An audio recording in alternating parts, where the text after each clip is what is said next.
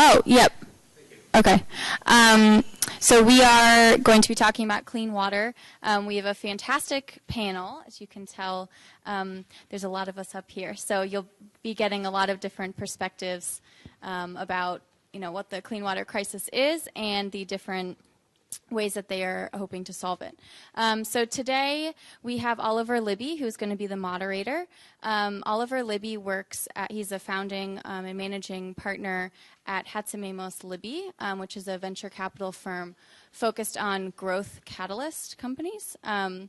So his firm invests in things like energy and infrastructure. They also invest in clean water projects. So he has basically two different perspectives in the clean water space. He is on the investment side, but he also co-founded a nonprofit that is called the Resolute Project, and it supports young entrepreneurs who are looking to go into social entrepreneurship and launching social ventures. They've launched across 6 continents, and many of them are in clean water space. So he has a great perspective on both the nonprofit side and the for-profit investment side. So I'll hand it over to Oliver, who will then be moderating the session. Thank you. Hi, everybody. All right. No need for that yet. Great. So it's so great to see all of you here. I think we're talking about a topic that is very fundamental, all the way to the building blocks of life to how we live our lives. I think first, before we get started, though, big thanks are due to Samantha and the team at the Columbia Social Enterprise Conference. That does deserve a round of applause. So if we could. And also to our panelists who you're going to hear from for the bulk of today, and to all of you for attending and taking this very serious challenge to heart here. So I think normally there's a little bit of scene setting about why we're talking about this problem. I think we can all agree that water is significant, and not just drinking water, but also water for agriculture and food, for sanitation, as a climate impact, as a conflict generation impact, and really, truly just fundamental to everything that we do and our daily lives. So I think it's going to be a terrific conversation. What we're going to do here to kick things off is just quickly go down the panel and do a quick intro so you know who's speaking to you. And then we'll go into a quick conversation about a few fundamental topics. And then we're really going to turn it over to you. So as you hear things, we want this to be interactive, particularly in the Q&A. So we want you to think of great questions for us so that we can keep the conversation rolling. And at the end, you'll have a chance to both submit some interesting tweets to share this conversation with the world, and then also check out the panel in the back that many of you kindly added your ideas to so that we can have a good ongoing set of impacts and recommendations coming out of this panel. So without further ado, let's start with Rohini here. Hi, everyone. Namaste. I'm Rohini Nilekani. I've come here from India.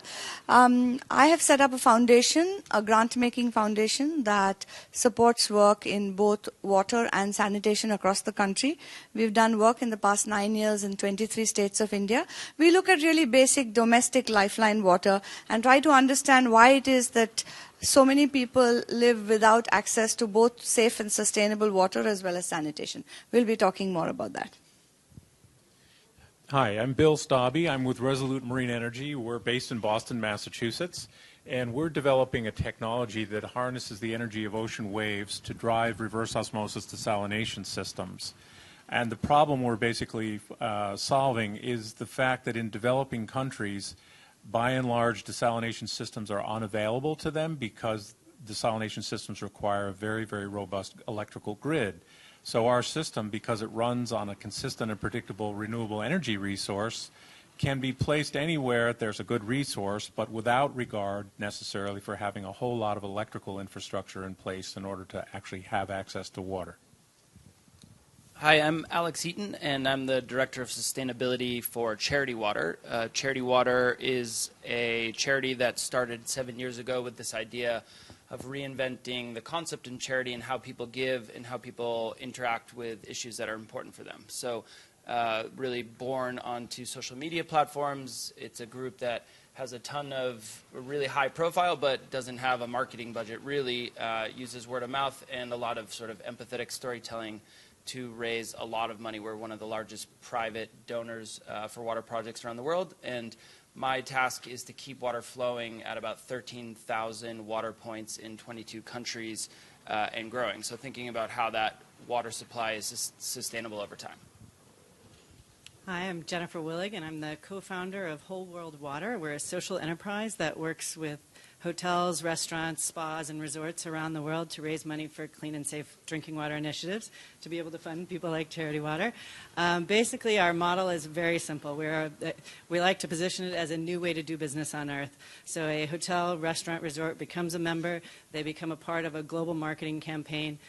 Step 2 is they agree to provide filtered, still, and sparkling water to their guests in reusable glass bottles. And step 3 is they agree to give 10% of the proceeds to the Whole World Water Fund.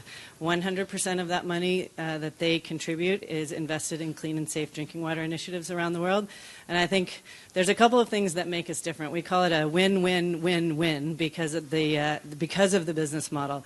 Our members are reducing their costs, they're increasing their revenue, they're significantly decreasing plastic waste, and because of the footprint of hospitality and tourism, we have the opportunity to raise an extreme amount of money. I think the other thing that makes it different is that we are a truly global campaign. My former life, I used to run an organization called RED that raised money for AIDS in Africa, and it was a very Western brand raising money for the developing world. With Whole World Water, we have members all over the world, and we allow our members to earmark the funds that they raise for the communities where they're doing business. So they actually can reinvest back into the communities and back into their employees. So we'll talk more about the social enterprise of that. Hi, everybody. I'm Bena. I look after sustainable development for PepsiCo, and I'm also one of the water subject matter experts. I think germane to this conference is we serve consumers in over 200 countries and territories. And when you think about that, it's more than the member states of the United Nations. And it was Jeff Sachs who kind of made us realize that if you can use that reach and influence to do something good as opposed to something bad, i.e. the provision of safe water, that's pretty remarkable and that's pretty cool, and that's what we've been doing. So we hit our goal of providing 3 million people with access to safe water. We hit that goal actually 3 years early. We've since doubled it, and we're on track to do that by the end of next year, and I'd love to share more details over the course of the dialogue. Great. Well, thank you very much, everyone. So I think you can tell from the backgrounds on this panel, we have everything covered from large format corporate to foundations to social enterprises to startups to technology. So it should be a great conversation. And I think what we're going to do is we're going to start at the broadest possible aperture with a question that goes to the fundamental access to water, which is whether water access is a right or whether water is in fact a product. And so we'll just throw it open to hear some thoughts on that, with a particular bent, by the way, towards if in fact it is a product, how can we get it to everyone, and if it's a right, how do we pay for it? Can I? So, it's I hate either ors because it's never either or, and it's not in this case either. A commercial for PepsiCo, if I may, in 2009, we were one of the first companies actually to come out publicly with a policy to respect water as a human right.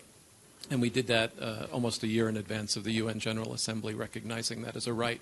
The reason I bring that up is not for the laudits that we continue to get, although we do, but it's to talk about the complexity of that journey. So when we did it, and we came out with the policy, we said this is going to be a no-brainer. Of course, water is a human right. We have a role to play. End of story, full stop. We put it on the website. That'll do it. Well, that was 2009. We're still what I would describe as very early on in that journey. You talk about complexity. It is absolutely remarkable, and yet it's worth it to continue down the journey. And the reason why is, if you look at the framework for water as a human right, there's 5 elements. There's safety, sufficiency, physical accessibility, acceptability, which is acceptability to all stakeholders, and affordability. What else is more cohesive and comprehensive than that framework when it comes to talking about water? To specifically answer the question, I think it's both. I don't think they're mutually exclusive. And I think Caterina de Albuquerque, who's the UN independent expert and now special rapporteur on the topic, will agree. I'll just jump in. It's something that we deal with a lot as we're really funding small entrepreneurs to help keep water flowing in other places where we've installed projects. So as we think about really needing communities to contribute basically user fees for water, we maybe oversimplistically have thought about it in terms of water is a right, which in some senses really should come for free, but cleaning and provisioning and moving and providing water has a series of costs that are really impossible to avoid. So I would agree 100% that there are varying complexities in water systems, obviously in urban systems versus a rural hand pump, but certainly when you think about people's, I don't think it's something being a right means that it's necessarily for free. So that's, I think, the question that we come across, and where it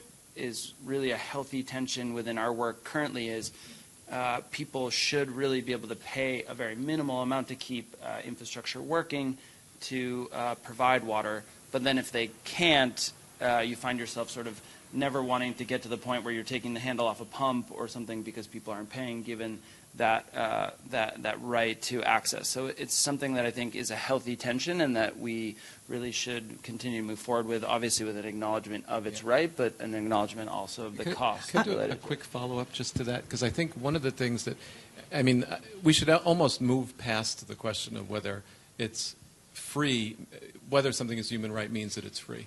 Because the UN independent expert, if you're really interested in the topic, Google that and go to the website and read all of that information, because she pretty much has decided it, I think, for the world. Which the good news is it doesn't mean that it's free, because there are a tremendous amount of costs associated with the provision of that water, the treatment of the water, making sure that it's safe. I want to give you this as a calibrator. There are people in the western provinces, Gansu province in China, that pay 70%, 70% of their annual income today getting water. 70%. Imagine if 70% of your income went for that. Imagine if 70% went for any single thing. So clearly there is an opportunity for people to pay. And I think what we're showing with things like the Safe Water Network and stimulating market-based models is that people not only can pay, but they're willing to pay as long as they're not getting screwed in the process, as long as it's not coming from water pirates and corrupt governments, and as long as the water that they're paying for is safe. The only thing I would add to that is I don't think you can look at the way, when we talk about it as a product or a right, you tend to think drinking water. And I think that when you look at large corporations, and especially around agriculture, there's a huge amount of water that is wasted in agriculture. And so I think that it's not just about the individual paying for it, but how do you get corporations involved to say, we have a responsibility to pay for this, or to be more sustainable, or to do things a little bit differently. Jenifer, I love that, because there was a recent study by the Institute of Mechanical Engineers that talked about specifically the water embedded in food waste across the world. Do you know that they estimated, and this is astounding, 1 quadrillion liters of water every year is wasted in food waste? Quadrillion. I think that's 15 or 16 zeros after the 1. Absolutely astounding. Well, 80% of our clean water, I think, today goes to agriculture. So I think, that's... And 90% in developing and emerging economies, who frankly are many of the people that need it the most. Yeah, go ahead. I'll just say that as a company that's dependent on actually people paying for water, I tend to be more towards the product end of the cycle. And where we see that essentially is just sort of human behavior. Is if you don't pay for anything, you really don't care about how much you waste, and so on and so forth. So I think, broader understanding, education about the cost of water, how valuable a commodity it is, and getting people, particularly in developing countries where we're working, to pay something for it, and to relieve governments to some extent from having to provide subsidies for water. And this is something that has come up in our meetings with regional and national water authorities across the world, that basically say, we need to get off of this subsidy thing. It's really killing us. We want to put money elsewhere in our economy. Yeah, I'd like to say that, we look at this whole thing from a very human perspective. Sometimes we get mistaken about what water is. And remember that water exists in the environment, and that if you forget about environment flows, you can get confused about the debate about whether water is a right for human beings or not. All life systems depend on water, and we have to include that in the conversation. I think while it is people and governments are more or less agreeing that a right doesn't always mean free, we really have to learn to value water correctly. It's not just about its price. So you have to value water appropriately in the role it plays in this planet, and never forget that there are people actually who might not be able to pay. And when we talk about lifeline water, it's quite all right for governments to decide that we will give lifeline water completely free to all citizens, but then there will be volumetric tariffs very steeply rising based on how much extra water you use. So I think there's no one right model, and but value water correctly, otherwise we're all going to have to pay anyway. I love that point, and there's value, price, and cost, and they're not synonyms, which is unfortunately a mistake that a lot of people make. The other thing is, I want to be very clear, and I think it amplifies what our last speaker just said. When we came out with that commitment to respect water as a human right, we were very, very clear that we do not in any way absolve government of what is its primary obligation. So when you talk about the human rights language, there is respect, protect, and fulfill. And now there is respect, protect, fulfill, and remedy, thanks to John Ruggie.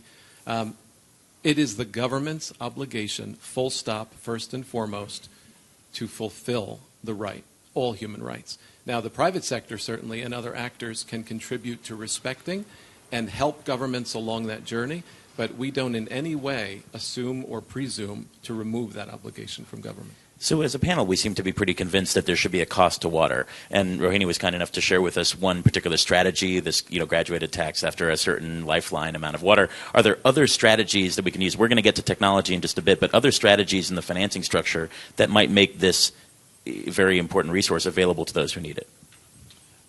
As we look at models to try to incentivize a water independence, so having communities being able to provision their own water over time, I think the flip side of this is we focus on the very poor. The flip side of this is exactly what Rohini was referring to, is that there is oftentimes in the areas that we work in Africa, you'll find communities really struggling to provide their families with 20 liters of water per person, where at the same time they're living on the margins of a cane field that's using exorbitant amounts of water because they were able to put a capital investment in, sink a pump in, and they can pump all the water that they want. So I would just sort of add that as we think about that and then also juxtapose that against the fact that in the United States, in Eastern Europe, or Western Europe, the water is subsidized also. So like it's definitely important that subsidies and costs of water and those sorts of things are not put black and white, and that we don't say that water has a cost is sort of opening the door to say that there should be a laissez-faire policy to it, and that profits related to water and that corporates, entities allowing to use as much water as they wanted, for example, would be sort of fall in line with that. I think that's a great point, and I want to make the distinction between people at the absolute base of the economic pyramid, the dollars or less a day, and people near that absolute base or just above it, say, $2 to $4 to $5 a day. For the absolute base, I think there is still a role of philanthropy, and there is a role of much more aggressive government intervention, i.e. the lifeline water provision. For people near that absolute base, though, that's where we believe the provision and the creation of market-based approaches work. And I just want to share two things quickly. One is the Safe Water Network. It's a nonprofit for which PepsiCo was a founding member with the late Paul Newman. Paul Newman said that he wanted to make water one of his legacy commitments, and that's why he founded the Safe Water Network. They are active in Ghana and India, and they are starting and creating and sustaining economically sustainable, and that's the key point, economically sustainable safe water stations in these communities. They're now in about 70 different communities. Around 90% of these safe water stations are at or above break-even point. It took a while to get there, but the more you can do that, you start to see the link between environmental, social, and economic growth. Second point is water.org, which is another nonprofit with which PepsiCo is very involved. We're actually the largest single funder of something called the Water Credit Initiative, which uses microfinance, the thing that Muhammad Yunus won the Nobel Prize for, in the water space. So it's small loans of about $188 on average per loan. They're seeing a 99% repayment of those loans, and 90+% of those beneficiaries are women. So you start to look at the intersections of gender equity and productivity and education and all of these things that you get as additive effects if you can get safe water right. It's just remarkable. I would also say I think you actually have to have corporations like PepsiCo look a little closer to home. So I look at Whole World Water as a model. It is basically a water tariff because they're giving this 10% of a business model that it's actually increasing their revenue. So these economic models that are invested in other countries are great, but how does a company like PepsiCo revitalize or innovate to use less water, and to use less water in the areas where it's, whether it's the creation of their plastic bottles or, things like that. So I think the kind of charity model where you're investing in other areas is fantastic, but I think we have to figure out how to do business differently in the next 20 years. And just, just for the record, I guess, because you kind of threw the gauntlet down a little bit. We had a public goal of 20% improvement in water use efficiency, and we met the goal, and we met that goal 4 years early. So we have been on this water conservation journey within our operations absolutely for years. One interesting point. No, it's okay. One interesting point is that 20% goal that we hit, and the goal was specifically for our direct operations. So it's our food and beverage companies across the world. That translated into about 16 billion liters of water saved, right? So it's 20% system-wide, 16 billion liters. If we're able to improve the irrigation water use efficiency for a single potato crop on a single farm in Mexico by 50%, and we grow a lot of potatoes, it would surpass that 16 billion liters of savings. So, clearly, I think where a lot of companies start on the conservation journey is in their direct operations, because it's where you can control it. We realize now we need to move into the supply chain, and for agro, 13 out of 20 of our top raw materials are from an agricultural plant. That's where the real impact is. Okay. Bill, I know you wanted to. Yeah. Well, again, I have to take the pure commercial focus because, in what we're doing, the real figure of merit is the cost per cubic meter of water for our customer base, which by and large at this phase of our development is municipal and national water authorities. And and that says nothing about, what the marginal cost of water is for these folks. In other words, what it costs them to get the next cubic meter of water that they have. So we have a marketplace, any place where there's a difference between what it costs us to produce water and what their current cost per cubic meter of water is. And there's some sort of a meeting point between those two numbers, effectively, that work for both of us. So that's all that we do, effectively. Yeah, just my last point, since you're talking in the rights framework, is no matter what kind of business models you set up for clean water, we haven't resolved whose water is it in the first place, okay? So I can set up a business to provide this community with water for a price, but who gave me the right to use that water to sell to you, right? So that's why it's so important to have a well-managed public government service which gives everybody access to water, at least some water, so that commercial water can be priced very differently, livelihood, agriculture, water, irrigation can be priced differently. But let's not get confused about the basic water that people need for their everyday living and cleaning. So whose water is that is not resolved in the business model. And I want to add to that, because that really begs the question about ecosystems, right? And it begs the question, the lexicon or the global dialogue has been evolving, one from ecosystems to now ecosystem management and now natural capital. And the words and the terminology changes, but essentially it's about how do you pay for and how do you value something that nature essentially provides. And that, if you want something that is really a provocative and progressive topic, it's this whole idea of ecosystem services and payment for those services. The Millennium Ecosystem Assessment that 40% of ecosystems have been degraded over the last 50 years. So something needs to be done about it. It's not going to come from the private sector alone, or governments alone, or NGOs or academics. It's going to come from all of us together. So I think I'm going to move us to the next kind of major topic area very much related to that. Let's talk a little bit about how you see technology and, shall we say, innovative business models, but technology particularly, helping address these challenges. And I think it's interesting here that we have everything from very old school, hand pump and well represented to the most cutting edge wave energy and desalination. So it would be interesting to see what the interplay is between those, the full spectrum of technology, and again, how we're going to finance this as well, since we're talking about it. Oliver, in a way, I think that broadens the conversation a little bit. So I want to cite three things in the context of technology. One is technology for conservation that Jenifer talked about. And there's a lot of technology out there, and it's been advances in membrane treatment and membrane bioreactors and a bunch of other things that are allowing companies like PepsiCo to reuse up to about 80% of its incoming water. So that's a pretty good calibration point to have, because the more we can reuse of our processed water, the less stress there is on the aquifers, and presumably the more there is for communities. That technology is out there. The second is technology for the provision of safe water specifically. And it's been, in the last 5 years, I mean, it's been unbelievable how this entrepreneurial spirit and this entrepreneurial explosion has come up with really cool technology that's inexpensive, some of it more sophisticated than others, that allow you to assure the microbial safety of water. I would caution that microbial safety is not the only thing. Certainly it's important because you're going to die from a microbial illness within hours or days versus getting cancer over years, but you still need to worry about the chemical, physical, and radiologic quality of the water as well. So there's an opportunity for technology still in that space. The third big bucket, I think, is forecasting technology. And it's things like the Inter-American Development Bank just launched a suite of tools called HydroBid. I urge everyone to look at that because it allows you to have real-time visibility into water management. Really cool. And there's a bunch of those types of technologies and databases out there that I think we need to leverage. So there's technologies, the two basic buckets. You either make more water or you save water. And there's a whole bunch of energy efficiency, water efficiency protocols, et cetera.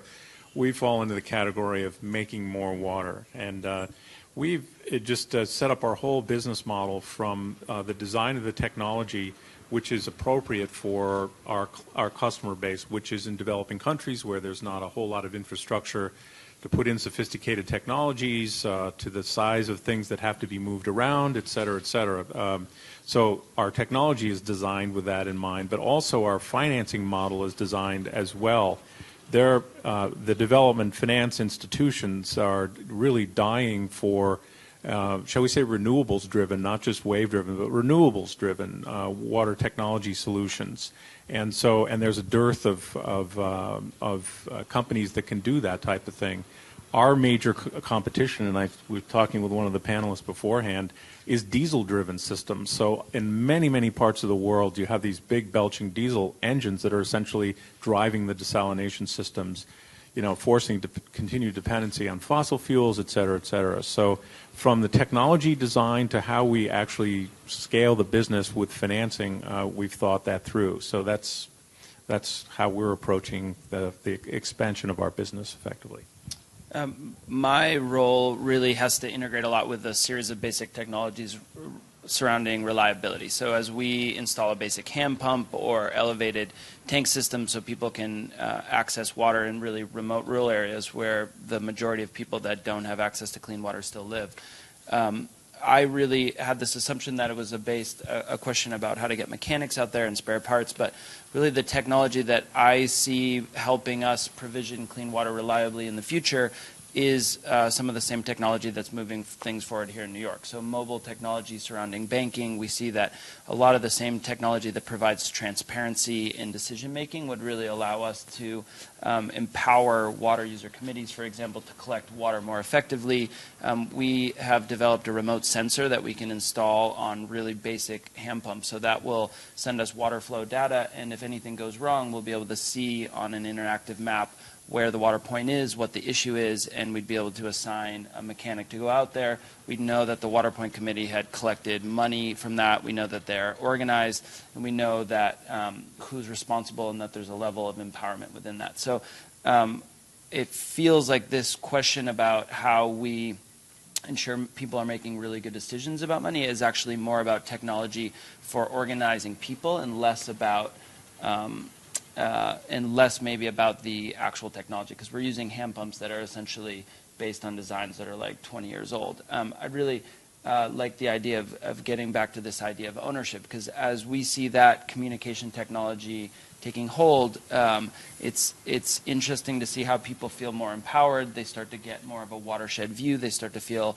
a higher level of ownership over water resources. And I tend to try to think about the questions that we're dealing with in Africa or India sometimes against United States experience, because we were this sort of frontier area. We spent a ton of money to bring people water. And now communities in the United States are actually having this interesting relationship with water, as well as water resources are going.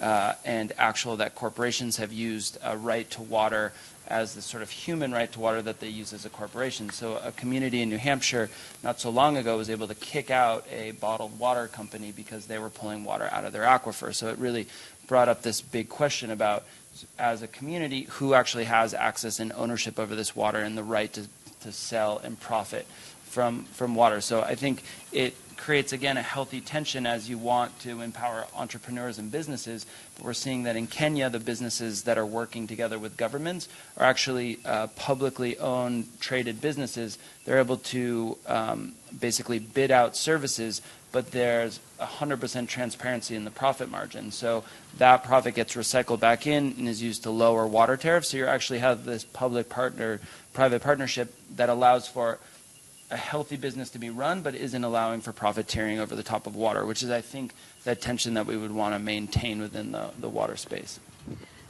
But since you're asking about technologies, there is a lot of new technology coming into the water space all the time, especially for clean water. But there's still lots more that we need, especially in the poorer parts of the world. So for all the scientists and future entrepreneurs, there's plenty of potential.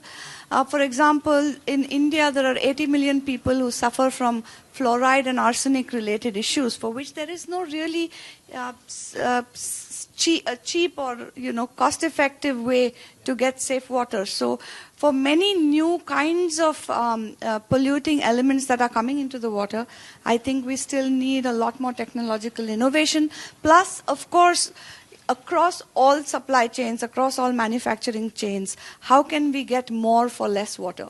I think there's much more play there, and I hope much more technologies will come into this space. Well, I think a big part of innovation is financial innovation. How do you raise the funds to be able to invest in these kinds of social enterprises or entrepreneurs or new technologies? So, things like the rise in green bonds, it's not very sexy, but the fact that you're seeing green bonds grow is a big part of how we're going to be able to fund these new technologies. So I think the financing structure of this is an important part.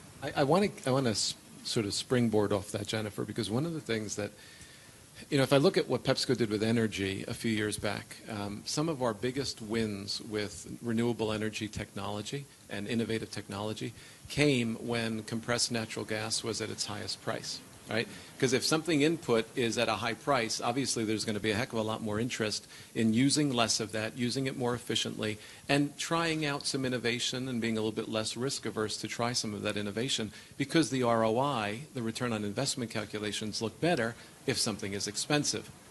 With water, obviously, you always hear all the time about, well, water's so inexpensive, except for many first world people that grouse about water costing too much, and the reality is in a way, I wish they would just increase the price of water, and that would solve a heck of a lot of solutions, in addition to getting the value right in people's minds.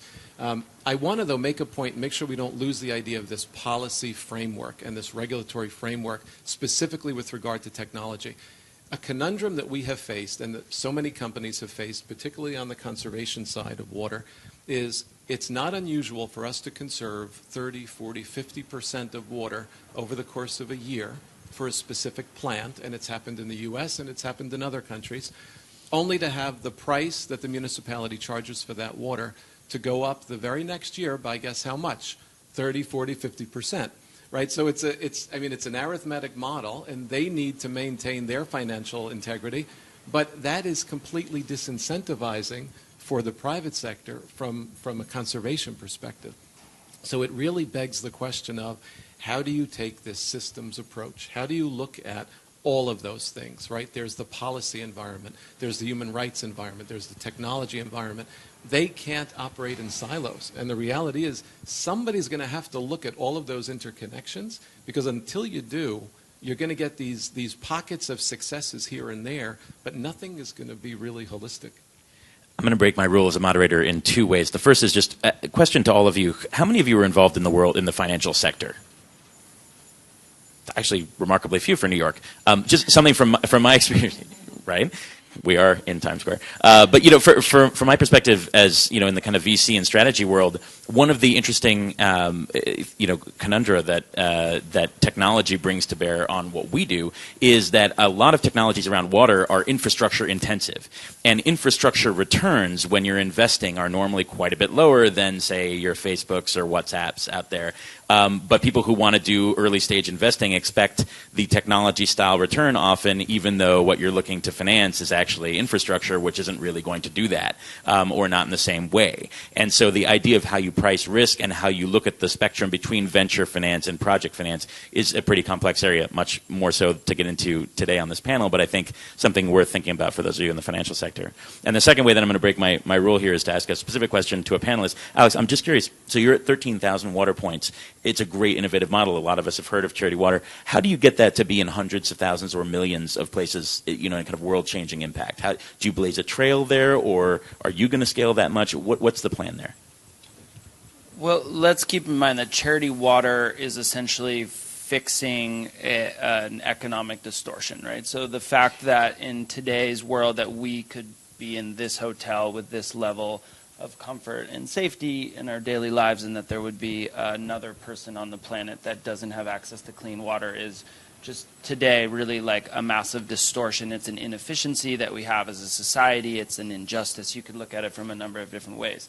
So we've essentially tried to find a niche in which we can illustrate that problem and have people donate, give away money, which is not also an efficient economic tool necessarily, to try to fix that. And so I don't think, while Charity Water aspires to scale, and we see probably on the order of billions of dollars needed to fill the gap in people that don't have access to water, probably us filling that is not reasonable or realistic. And it also, I think, as we are more interested actually in reinventing charity, so the relationship or the empathetic connection that people have with the people that they're giving money to, we're more interested in changing that. So it's hard when you start going down a charity road because it's inherently paternal.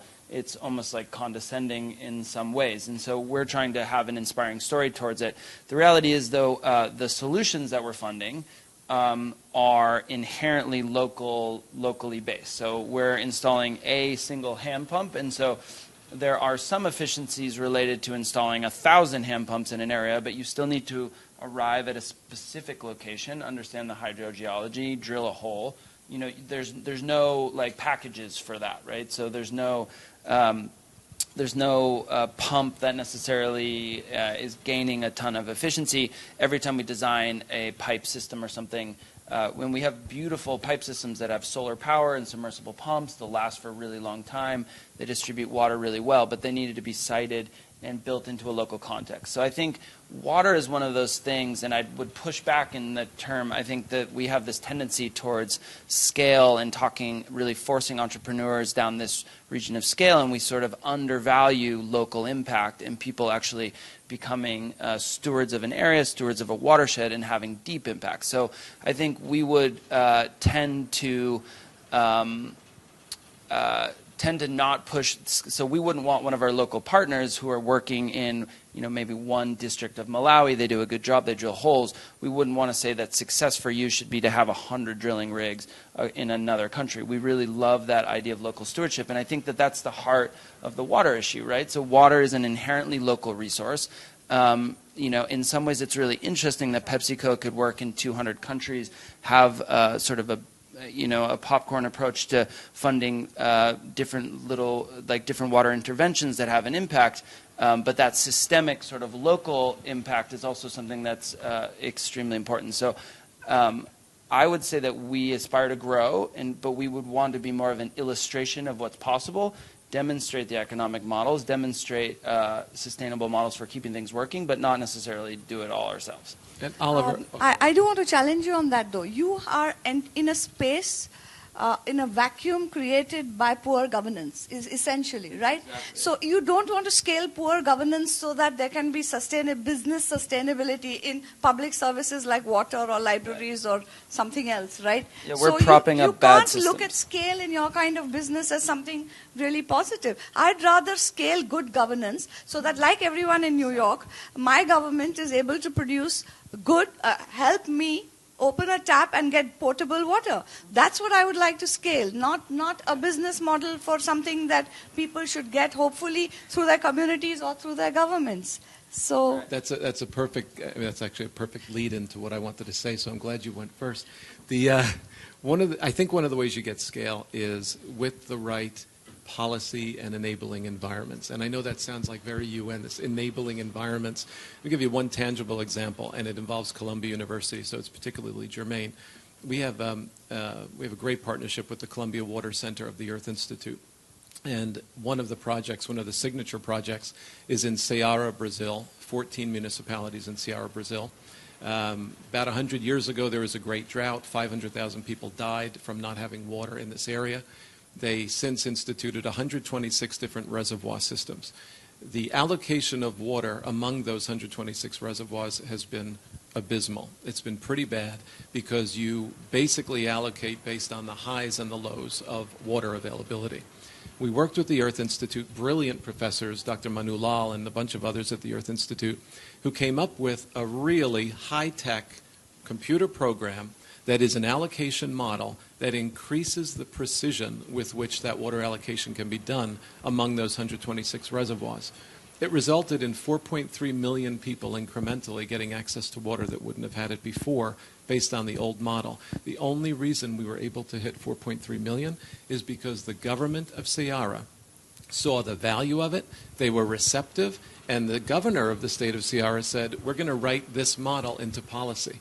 Now, when that happens, you're going to go from the 4.3 million to the 40 million and the 400 million. And that's if you can get the right tools and the right models with the right policy support, that's when you start to see things take off.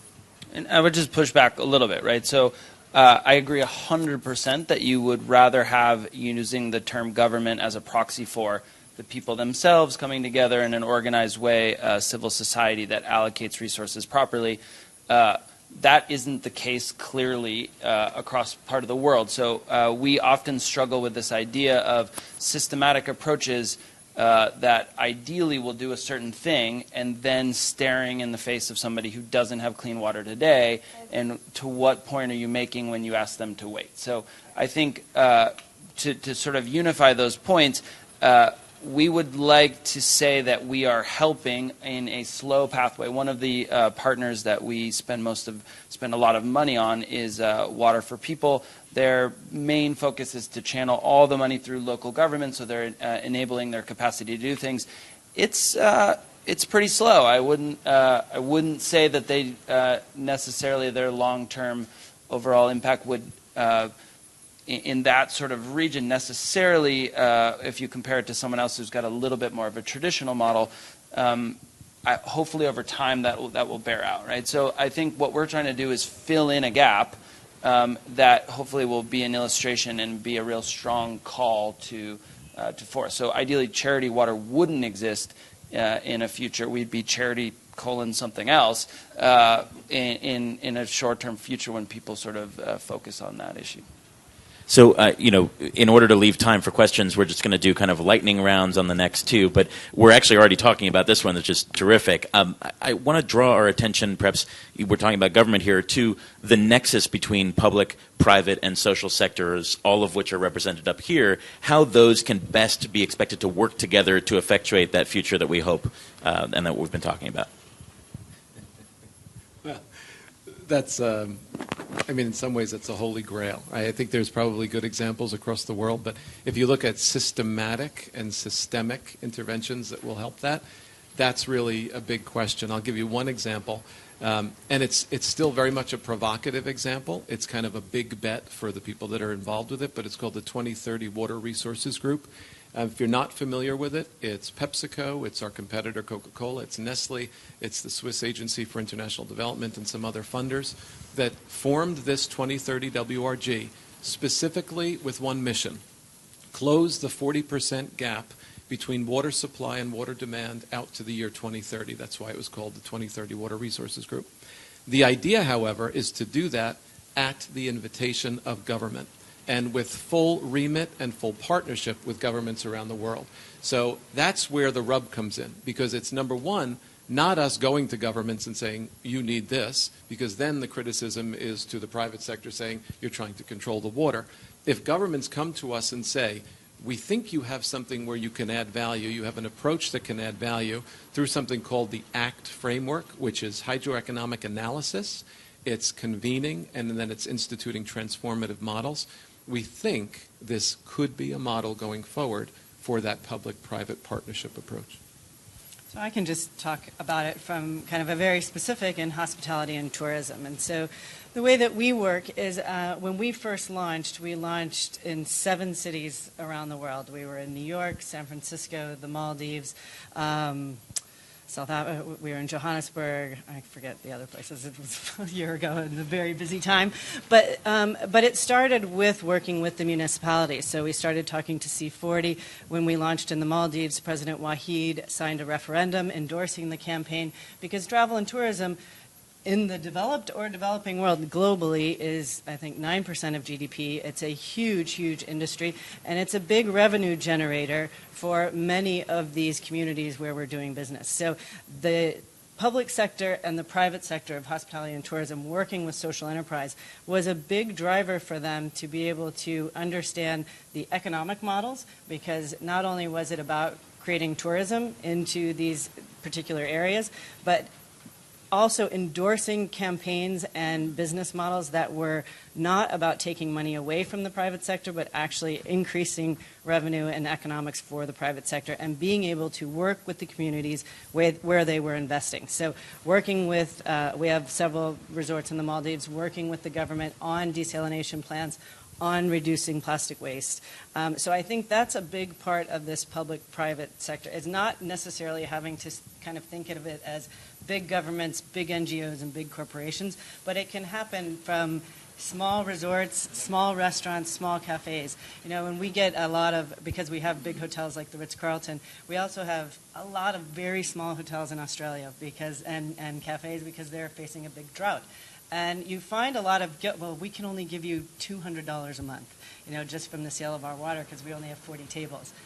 It isn't about the scale of the money that they're investing in. It's about the commitment. And I don't know if any of you are in the impact investing group this morning. It's the intentionality of what they're doing. They recognize that this is an issue. They recognize it's an opportunity for them. So the intention is there to use their business as a way to make their communities better. And I think that that is very much a public-private partnership conversation that should be happening.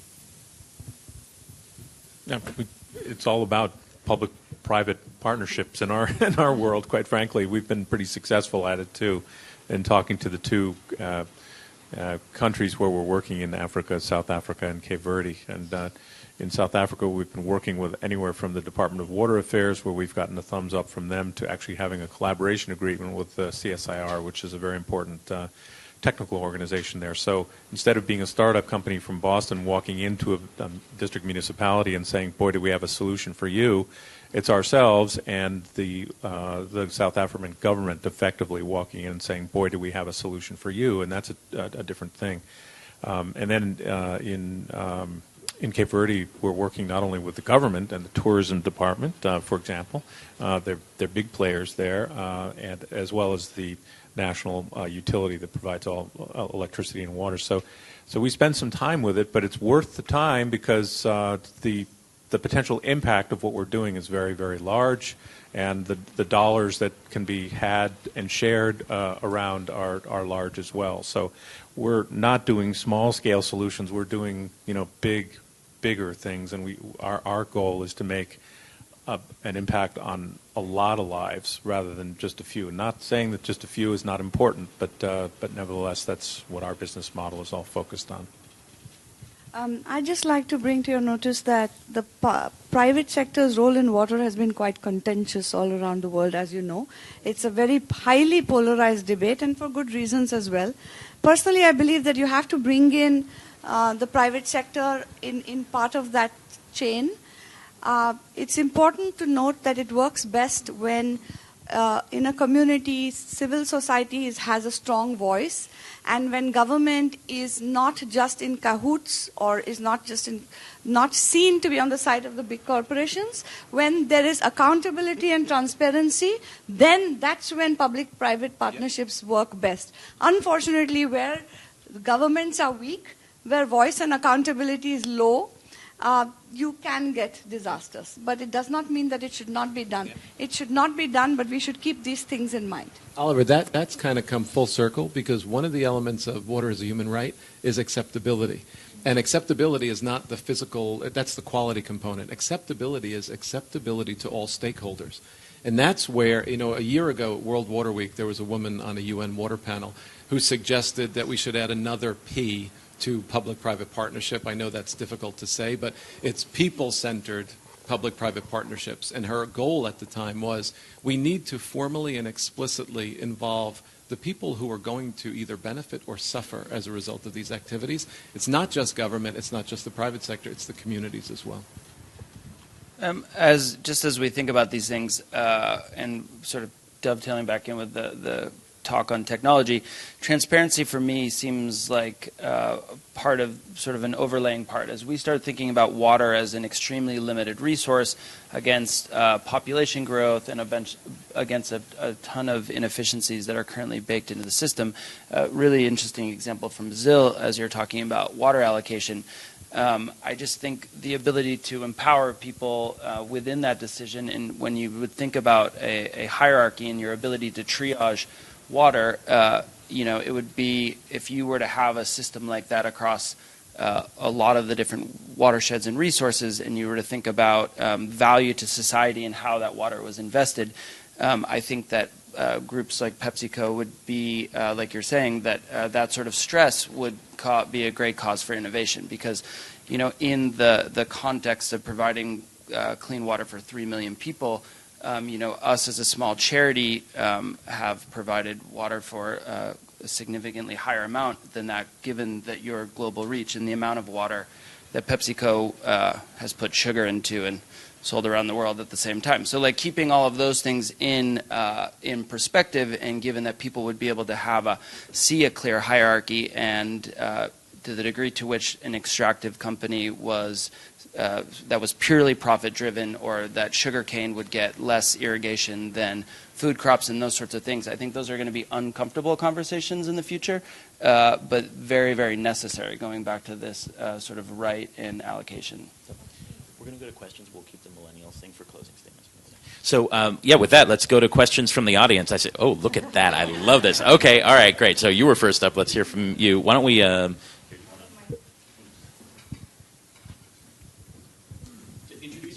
and state the question clearly, and my personal rules for this, not to interrupt you here, are that we'd like these question statements to be brief, and they must end with a question mark. So please, go ahead. Okay, hi. My name is Faith. I'm the founder of an organization called the Arghyam Project. We're a not-for-profit that founds for-profit social enterprises doing scalable water and sanitation. This has been a really interesting conversation. I go to a lot of these things, and most of them are not this interesting. So thank you, first of all. I just want to make sure you got that on the video. When this is repurposed. Okay, so the first thing is, and I will finish with a question, I promise, is that we're really talking here about water, and one of the things I want to make sure is really clear is that water does not equal clean water. Access to water is not equal clean water. Clean water at the source does not equal clean water in the home, or clean water that gets into families, and especially into children, which is what my major interest is in, the disease burden in children in the developing world. And along those lines, you, Oliver, said infrastructure intensive. We all had another comment about, the government is really required to be in this. Another comment about we need new technology. Another comment about, people don't have money to pay for it. And for me, all of those things are really difficult, because infrastructure is a major component of this, but it doesn't have to be expensive. If we look at energy, for instance, which has bloomed in terms of having decentralized local solutions for solar, for instance. Those kind of technologies and solutions also exist for water. I see you. And some of these other issues. So really my question is, how can we increase the understanding, appreciation, and learning about having some of these decentralized technologies, getting around government, because honestly, we'll all die waiting for the government to actually be able to have the capacity to build some of these systems. And also, you know, if you're a social entrepreneur, your interest is in getting it done. And it's very difficult to say, well, I want to get it done, but really I have to wait for the government to catch up. So I think there's one, I'm a big fan of Columbia, as you probably already know, and there's yet another plug I'm going to give in answer to your question, because earlier this year, the Columbia Water Center started a brand new initiative, and it's called the America's Water Initiative. And it's under the direction, again, of Manu Lal. The sole intent of that America's Water Initiative is to inform U.S. policy around water, but specifically with the intent of using that as a model for other governments to follow. And part of this America's Water Initiative is trying to make those infrastructure investments more tolerable. For example, if you're building a new building, why on earth wouldn't a high degree of water recycle technology be included in the capital expenditure for the building of that building? It gets diluted then, right? Your risk gets diluted, the cost gets diluted. If you're talking about a $20 million project, it's practically de minimis to talk about inputting water recycling technology. Those are the things that we need, at least as one example. So I think that's one thing. And I think going to the America's Water Initiative website and Googling that, looking for ways that you can be part of that and advocate and promote that, I think would be great.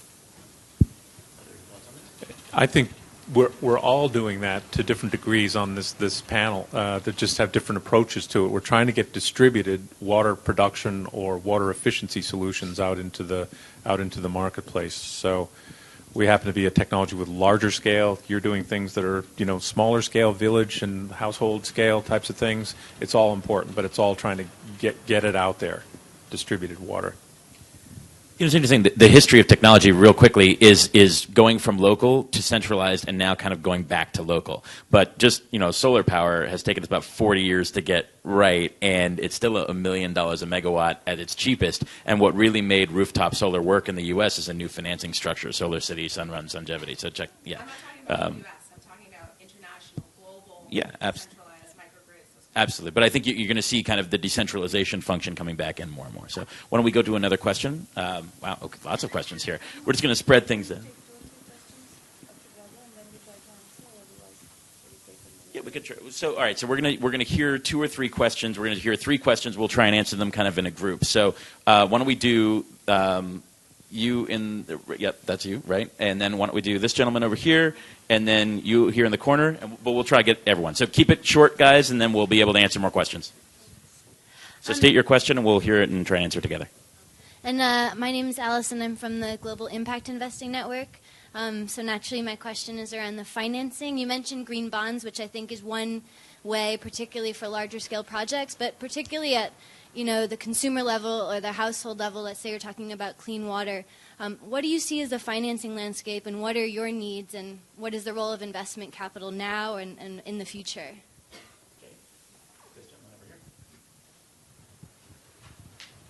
Hi, David Rosenberg with Arrow Farms. This is more particularly focused towards the gentleman from Pepsi, but welcome you all to answer it. And this is about pricing water. So there are a few comments about the unintended consequences of subsidizing water and the potential benefits unlocked if water is priced at fair markets. Where would you focus to make this happen? Are there examples where this is happening? And where can we start in the United States to go ahead along this path? Great. And then this guy over here. Okay. But I'll get you.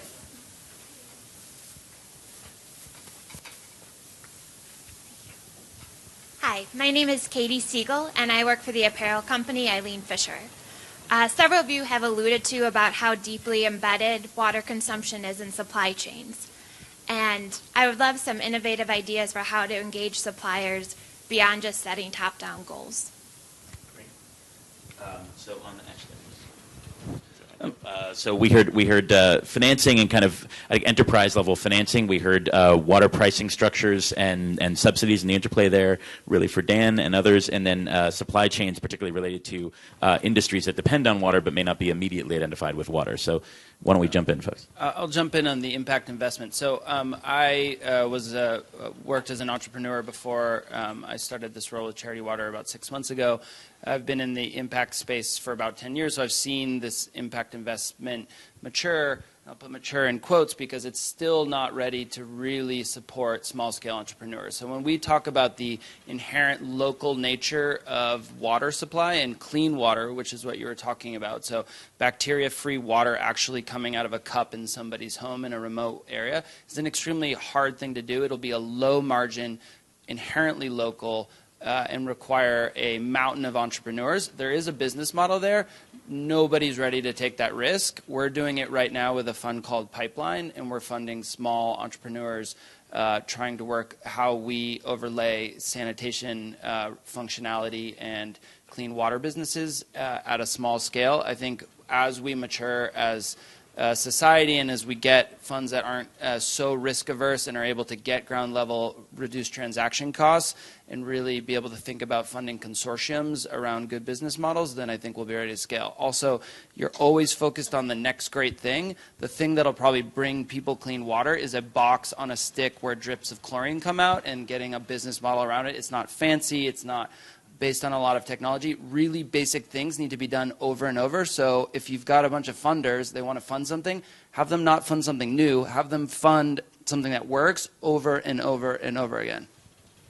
And then we've set up, our fund is still very small right now, but we made a decision to put a certain percentage of our money towards innovation. So we look at the fund as one of two ways. One, there are 1 billion people today that live without access to clean and safe drinking water, but we also have an accessibility issue that's coming very close. So we have decided that 25% of our fund, once it gets to scale, will be used to fund small-scale innovation that very much like that can be then scaled up as we kind of test and learn.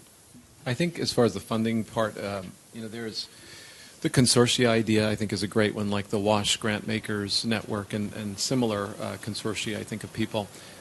There is also a lot of money out there for co-investment from things like the USAIDs. I know the process can be a little bit onerous for getting a project through something like a USAID or a GIZ, but there is a lot of money out there for co-investment. I think the other thing that has been traditionally woefully underutilized is the idea of catalytic investment. One guy, John Briscoe from Harvard, we invested in something for the Water Federalism Project at Harvard, and there was a paper just issued this year about several projects that were funded through that. And he called our investment, which was modest, I mean, it was a couple of $100,000, I think, but he called it callable capital, because he said by having PepsiCo or any large company be willing to invest that money into a project, he then can go to other funders and say, there's $200,000 here, and that opens up this catalytic philanthropy or catalytic investment. Water.org is great at that. I mean, they're looking at between a 4 to 6 ratio of catalytic investment based on the PepsiCo Foundation investment in their water credit program. So I think there's a bunch of different opportunities. The thing about the water pricing, I think the simplest answer is the Value of Water Coalition here in the U.S. I'm fortunate to sit on the board of the U.S. Water Alliance, which is all about propagating the concept of one water here in the U.S. and elsewhere. And it's led by the former number 2 at the U.S. EPA Office of Water, Ben Grumbles. The U.S. Water Alliance is now managing the Value of Water Coalition, and I urge you to look at that website. We need to advocate for the Value of Water Coalition principles. We did that just this year. I testified before Congress where I specifically talked about the need for a systematic and systemic approach to understanding water's value, price, and cost, and all of the enabling instruments that entails. So I think advocacy is the first place to start. Interestingly, you go to the U.S. State Department and you talk about water as a human right, and as soon as they hear water, because this has happened, they say, well, that's something that's within the remit of the U.S. EPA. You go to the U.S. EPA and you say, have I got a great framework for water stewardship? It's called water as a human right. They say, well, it's a human right, so it's really the State Department. So I think, until we start to get these connections that I mentioned right and at least start to recognize the need for those connections, I'm not that optimistic that we're going to get value, price, and cost right. but hopefully it'll happen over our lifetimes. Well, on the financing thing, I think in India has been reasonably beginning to be successful that microfinance companies are supporting sanitation, toilet construction at a household level, and that's working well. On the pricing thing, of course, there's a political economy to decisions about water price. And in India, for example, in Bangalore, I pay 6 rupees for 1,000 liters of water provided by the government. And the government actually the cost to the government for that same 1,000 liters is something like 35 rupees. So I'm getting highly subsidized water, and my neighbor in the slum is actually paying about 10 rupees for 1 liter, for 1 liter in summer. So it's really very distorted and needs to be unraveled.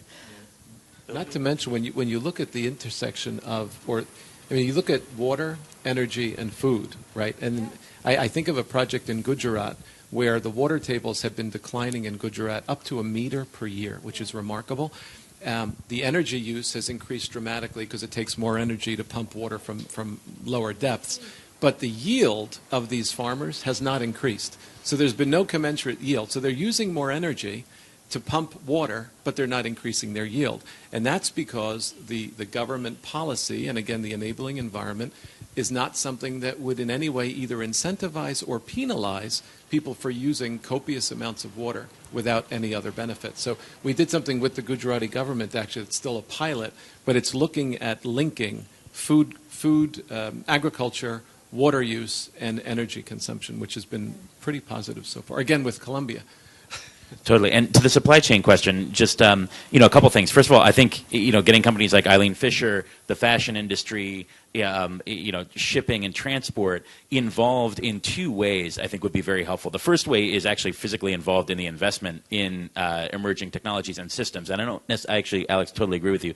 Emerging technologies can be the uncovering of technologies that are doing great work, even though they already exist, right? So I don't just mean new tech. But I think that an Eileen Fisher is an interesting prospect, or like companies, are interesting prospects as buyers of relatively early or newfound technologies that are doing good work. I think the other thing is putting pressure on governments at every level. If the textiles industry and fashion and arts and entertainment and transportation were to join more traditional water-focused companies to call for good, strong regulation and transparency, that would be another powerful way to get involved, because your industry employs a ton of people and generates a lot of revenue. Oliver, the other thing is if you can show them, we're getting more and more engaged with our growers across the world.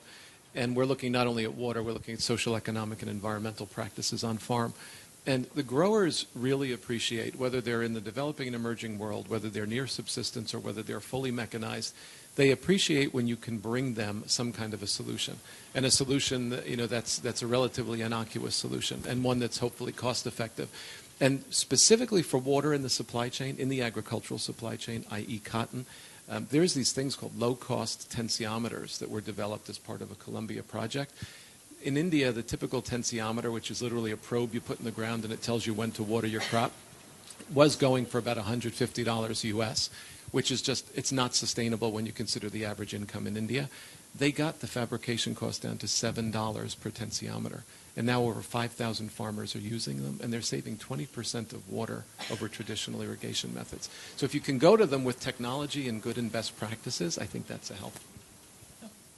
Great. So we're going to throw it open to more questions. The only thing, Allison, to your point, project finance and technology risk would be 2 areas to open a conversation with Jen on. So let's get the lightning round. I see 1, 2, 3, 4 questions. So they'll be the last 4. Keep them quick, and we will try and keep our answers equally quick. Hi, my name is Laura, and I work for a humanitarian relief organization called Mercy Corps. And I work specifically with our water supply management projects in the Middle East.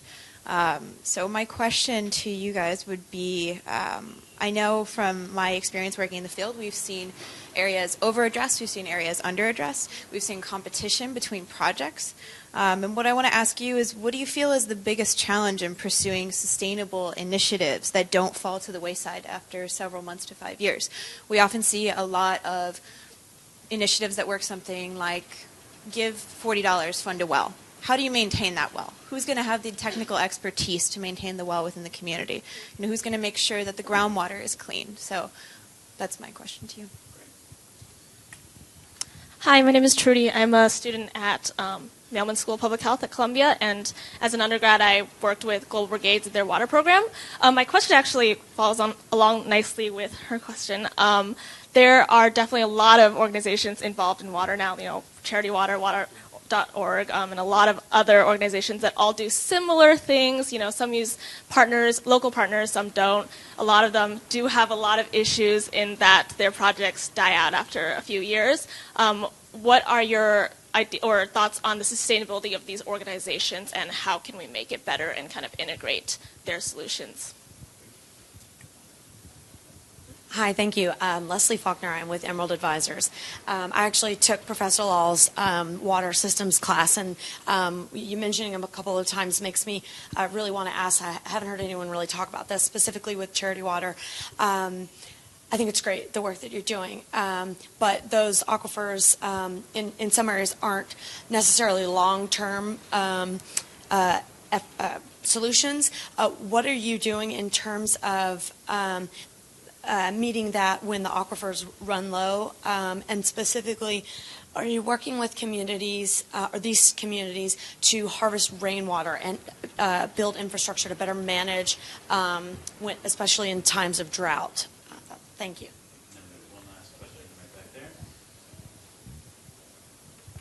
Hi. Hello? You hear me? Hi, I'm Kelly McCann. I'm Director of Enterprise Development for Thrive Networks, which is an organization, international NGO that focuses on global health, clean water and sanitation and education. One of the NGOs that's underneath our umbrella is Blue Planet Network, which is an organization that operates similar to Kiva. I'm not sure if the audience is familiar, but it basically provides the donor and the beneficiary with a way to communicate across the dashboard. But the point that I want to make is that there's peer reviews that go on. So it's not just Blue Planet Network that does the impact measurement or the metrics or so forth. And it's a way for the other water programs that are occurring to get ideas from the other ones, and then they basically rate them and provide feedback. So my question is, on a much higher level, because we work very much with the bottom of the period, on a much higher level, is there a similar function that peers can review each other and provide and share ideas that might benefit the whole rather than just each individual organization? Great. Well, so actually, I think interestingly enough, with the exception of your question, 3 of them were really around cohesion and aggregation, impact evaluation, and cooperation, sustainable models, kind of in the space. So why don't we address that? And obviously, Alex, I know you'll want to kind of speak to this young lady's question. Yeah, well, actually, all 3 seemed like they were sort of more geared to the sustainability of the work that's being done. And so that's really why I was hired on. Charity Water, obviously, just sort of as an original disclaimer, our skill set is in discussing a narrative around the water crisis, raising money for it, and then deploying that to local partners that are able to do the work. And so we do that 100%. We're technology agnostic in terms of what is done, as long as we feel that there's those technologies are vetted and of high quality. Now, with that said, that was a good excuse for 5, 6, 7 years of we're giving water to these things. As we became more aware of the current state of affairs in water development projects, we became hyper aware of the issues that all 3 of you are talking about, right? So how do projects last a long time? If you're talking about a fixed amount of money per head, then how are you creating an enabling environment that ensures sustainability? How do you make sure that it's environmentally appropriate? So to all of those things, I would say that there is a series of kind of embedded charity and grant cycles and donation cycles that perpetuate a series of low accountability. So it's this sort of classic development cycle where you install a project, which is really day 0 of a project having any impact on anybody's life, and you claim victory on day 0 and disappear. So that's definitely something that we're hyper aware of. We think that that's where private sector, small entrepreneurs, better government enabling environment, that sort of thing comes into play. Related to shallow aquifers and things, now that's a very different question. It's more about a water resource. So we register, obviously, all of our wells with government water boards, so it's very clear what water is being taken. But just to put things into perspective, and I can't help to do it at PepsiCo's expense, is just that when you think about industry versus a small hand pump, like what a pump that would be used for large-scale irrigation and a bottling company or any sort of other sort of extractive use, it's literally the amount of water that could be pumped in 1 minute would take a week for a small community to do out of a hand pump. So I agree that there are issues around too many wells in small aquifers and things, but large-scale water management is about tracking. So we've tracked every single well we've ever drilled or funded. And so being able to track that over time, supporting aquifers, but I think that PepsiCo has done a lot of work to work on efficiency, but really those sort of larger extractive uses are going to be the defining factors between aquifers drying up or not small hand wells for drinking. So to that point, actually, through sorry, did you want to say? Through my foundation, a lot of the work that we are doing in India is because there is very poor regulation of groundwater. We have been supporting participatory groundwater management, which necessarily begins with the community understanding what its aquifers look like, and very good thumb rule sort of measurement. How much water do you think you have underground? Because it's invisible, trying to make that invisible water much more visible, training what we call barefoot hydrogeologists, yes, and so there's been some very effective work going on in different typologies, in different hydrogeologies around India. That's a huge program that Arghyam, my foundation, is doing, often with the government, because government is not really able to do this right now under the current legislative frameworks. So that, I think, for sustainability, you do need to have the community and the local governments engaged with data, and that's where you get your sustainability from, when you are allocating in a way that it's transparent. Everyone knows. Otherwise, it's easy for some heavyweight to come and extract water from the ground. In India today, if I had this much square feet, I could dig out half the aquifer if I had the energy. And my next door neighbor, sometimes we say we all live downstream now. So it's really about enabling the people who are downstream and having some kind of sanctions on the people who are upstream. I totally agree. You gotta engage local stakeholders in order to have projects be persistent, and so therefore, again, talking about ourselves, there's a lot of local content that goes into the systems that we're building and deploying, and there's also a lot of local training to do some of the basic maintenance work that's necessary. So. And then the other thing about the funding, from the donor organizations, whether that's sustainable, they certainly play a role, but there certainly has to be, there are commercial models out there like ours that work. So that transition needs to take place. And then finally, the one about the aquifer pressure, we applied for a USAID grant, as a matter of fact, which was called just Water for Agriculture. We didn't win, unfortunately, but what was interesting was the whole issue of salt incursion in aquifers. But my point is, and again, this is self-serving, you got to look to the oceans. That's where all the water is on the planet. Fresh water is so unevenly distributed.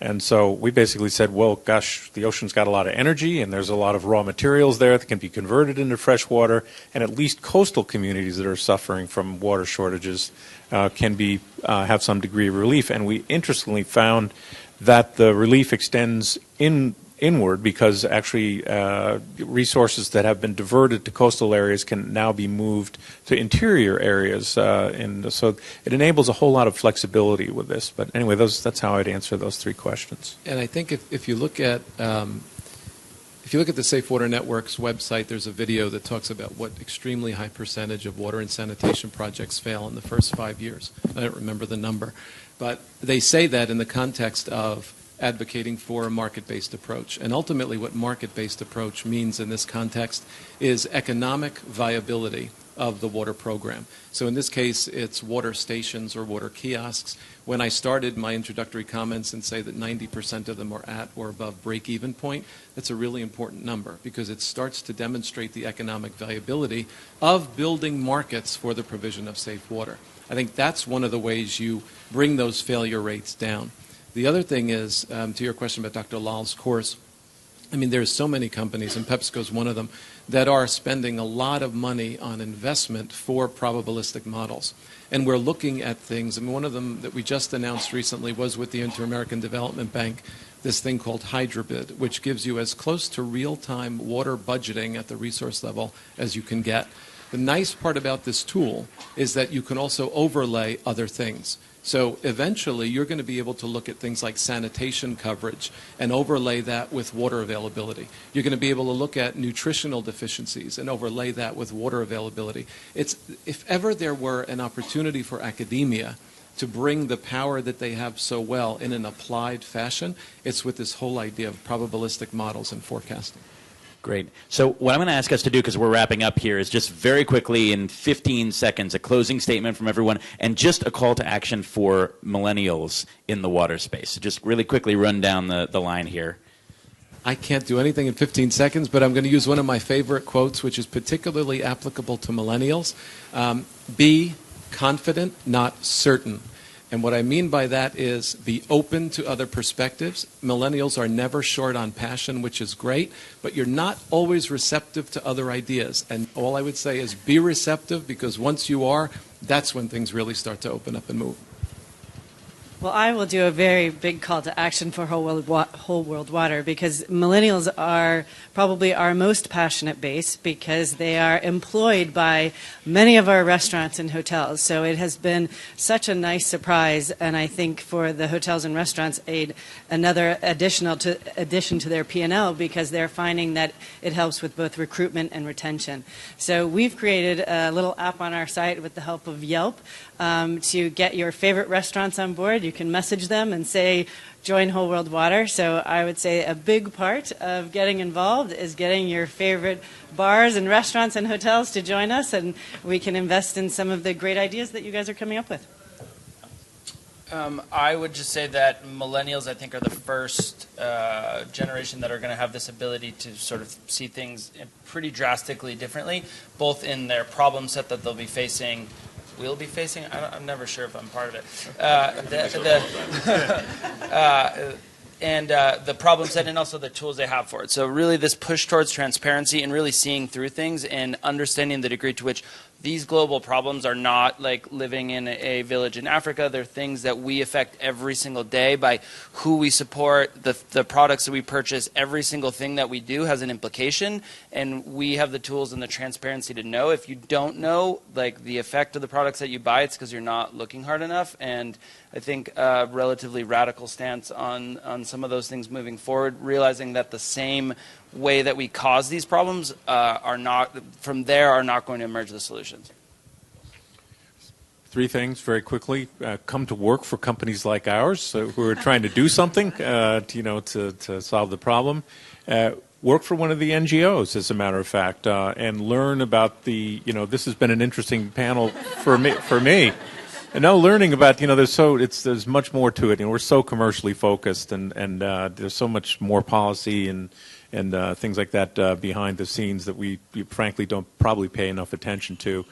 But thirdly, work for a government volunteer organization, like, for example, the Peace Corps. Like, my daughter had an unbelievably successful experience working in Nicaragua in agriculture, frankly, but of course water impacts that a lot. But boy, that learning about what it's like on the ground, with people who are having to live with this every single day is probably going to be a great learning experience.